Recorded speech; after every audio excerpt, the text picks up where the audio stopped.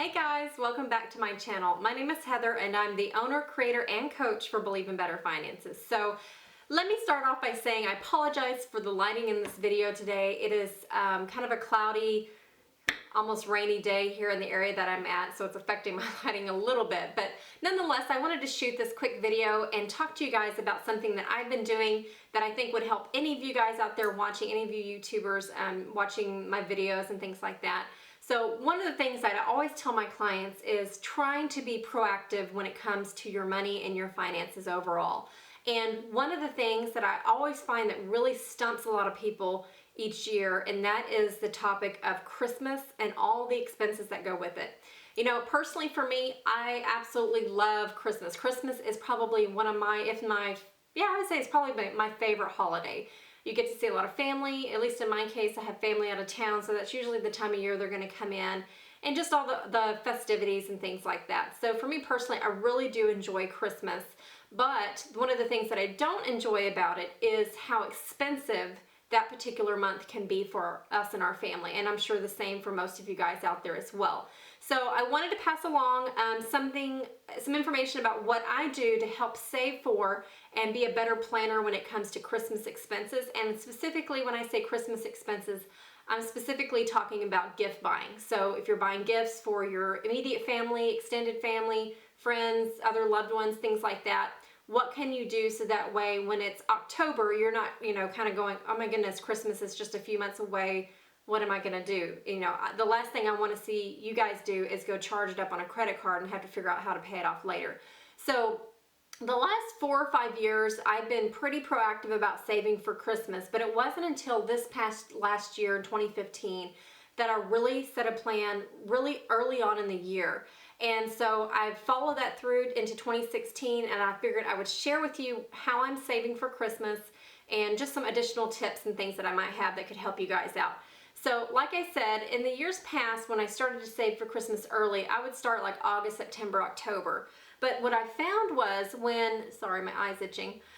What I found was whenever I would do my budget, in order to have enough money that I needed to buy everyone gifts, I would have to take out huge chunks of money that late in the year and able to hit my savings goal and not have to charge stuff on credit cards, or to not have to like cut people out or really trim it down to hardly nothing per gift.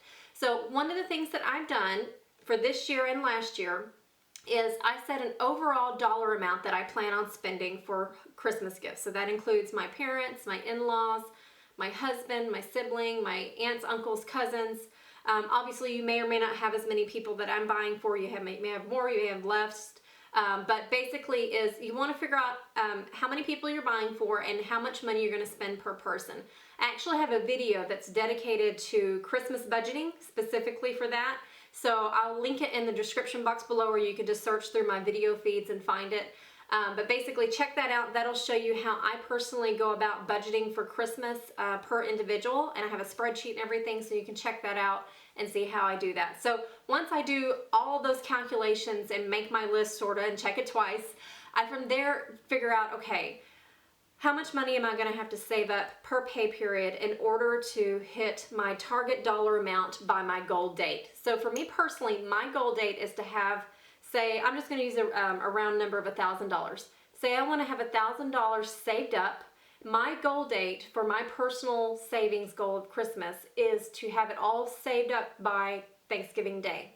Reason I do that is on Thanksgiving Day, that's when a lot of the Black Friday specials start to pop up. Then you got Black Friday shopping, you've got the shopping on the weekend, and then Cyber Monday sales to follow after that. So I like having all of my money saved up, ready to go. So if I'm in the mood to go shopping and get it done, I can get it done. And what's great about it is come December 1st, most, if not all of the shopping's behind me, and I can just enjoy the holidays and not stress out about running around to all these different places.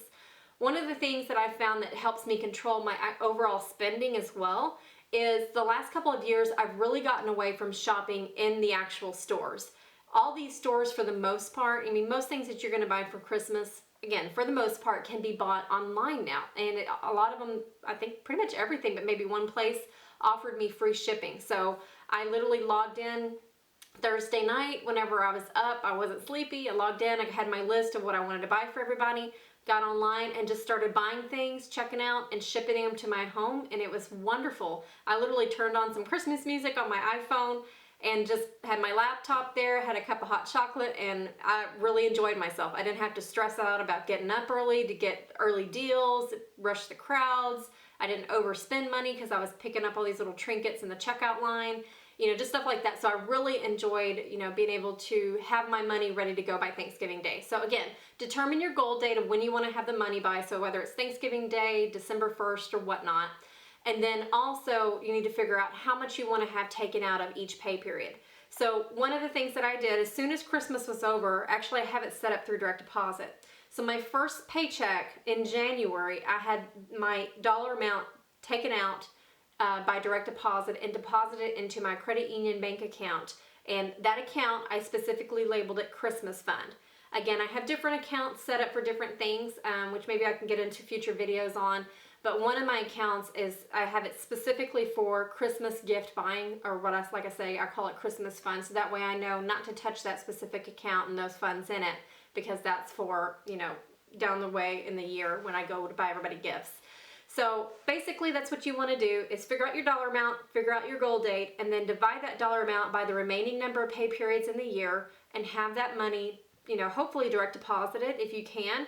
And maybe if your employer doesn't offer as many accounts to be able to direct deposit into a separate account, what you can do is just set up automatic transfer. So have it, you know, transferred from your checking account into a specific savings account automatically through your online banking. That's another good way you can go about doing it. So real quick, I'm going to insert a couple slides just to kind of help you visualize a couple different target goal dates and dollar amounts, and then I'll be right back. Here you have a goal of saving $500 for Christmas. So you take $500 divided by 26 pay periods, which is the number of pay periods you have in a year. Keep in mind, for most people, if you get paid bi-weekly, there's 2 pay periods in a month. However, there's 2 months in a year where you get an extra pay period, so that's 26, which would equal $20 a paycheck. Now, say you want to have a higher savings goal. You want to save $1,500 for Christmas gifts. Again, you would take that 26 pay periods, divide that out, which would equate $58 per paycheck. Now, obviously, if you have fewer pay periods in the year, maybe you're starting to save for Christmas in April when you're watching this video, you would need to shorten the pay period, which would equate to more per paycheck. So another good thing is if you are married to somebody and you have a dual income household, you would take that $58 a paycheck, as I gave in the last example, divide that by the number of paychecks. So in my case, me and my husband both work. So that would mean only $29 of each of our paychecks would come out in order to make that $1,500 goal. So yes, so that's how you do it. It's very simple. It's just a matter of implementing the idea based on your dollar amount and your target goal date. So think about it, and then go next time you're in the office, if you can set it up with direct deposit again, that's probably the best and easiest way, so you don't have to think about it. You won't have a chance of forgetting and overlooking to save so much per that pay period.